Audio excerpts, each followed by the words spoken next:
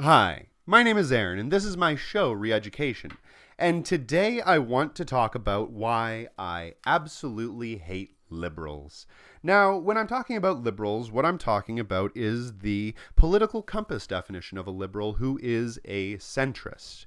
Now, my problem isn't with centrists necessarily. I think that they have their purpose. I think that they are a good base for both sides to be able to pull in different directions to make them come to a stronger conclusion. But I inherently think that centrism is a dangerous, comfortable position that people only fall into when they believe that the system has zero flaws. And when you believe that the system has zero flaws, there is a good, very strong chance that you're being exploited and that you might be benefiting from that system. These are problems, right, that the majority of centrism has.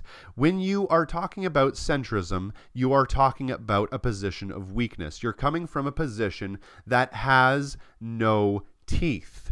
The only time, and I said this in a video the other day, the only time that there is ever any social change is when the fringes make it happen.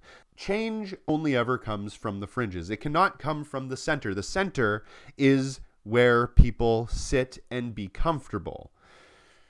They don't do things. They just allow things to happen to them. Centrists are a necessary evil. Like I said, they can be moved from one position to another, and it is up to us, as those radicals, to be able to move them to a position of strength. Centrism is not a position of strength. Anarcho-communism is a position of strength. When you have nothing but platitudes, when you have nothing but mealy-mouth, nothing sentences that literally motivate absolutely no person on earth, you don't win.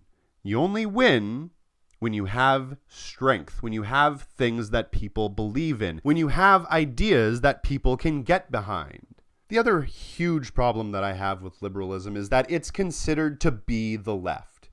And anything beyond that point, that centrist point, is considered to be extreme and radical. And that is because the Overton window has been shifted so far to the right that centrism is looked at in the United States and in Canada as being the far left.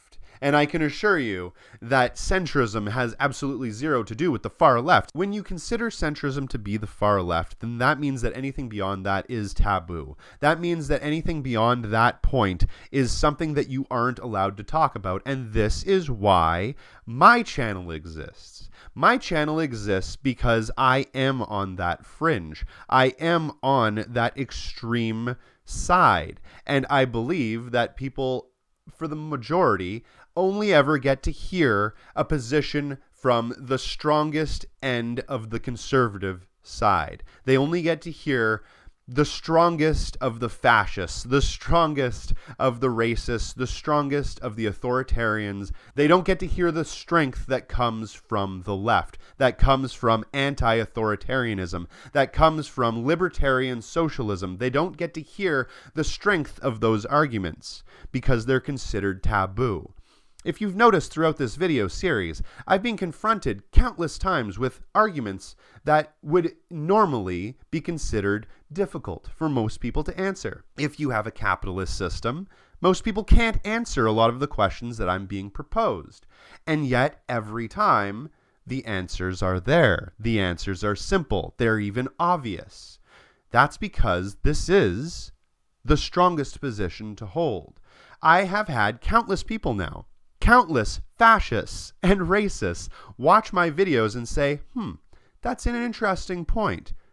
I want to know more about this. I want to know more about this position of strength that I've never heard of before. This sounds like an interesting idea to me. All I've ever heard of was hate, and I thought that there was no way for us to actually be peaceful, and yet here you are with arguments that allow us to have those things and to still be strong.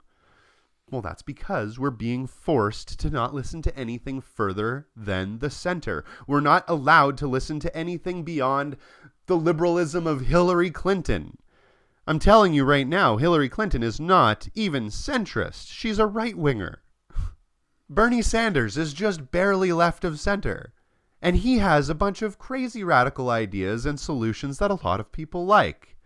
Well, it turns out that the further that you go over to that side, over to the anti-authoritarian leftist side, the better your answers become. Because you don't have all of this disgusting baggage of capitalism. You don't have all of this disgusting baggage of authoritarianism. You don't have all of this nonsense, this bullshit trying to justify a system that is clearly broken in every single way and saying that no, somehow things still work, things are still possible, you were still able to get through. No, you're not. You're being stifled at every single turn. You're being told that your beliefs are wrong at every single turn, and you're being stopped by the amount of money you make, by the amount of social capital you have, by all of these arbitrary barriers that capitalism inherently creates. You are not allowed to hold opinions that can help people. You are only allowed to hold opinions that inevitably enforce the structure, that inevitably enforce centrism. I don't hate liberals because I think they're bad people. I hate liberals because I don't believe that they have the strength and conviction that is necessary to be able to make a real difference. At least that's the way I look at it. My name is Aaron. This is my show, Re-Education. Thanks for watching.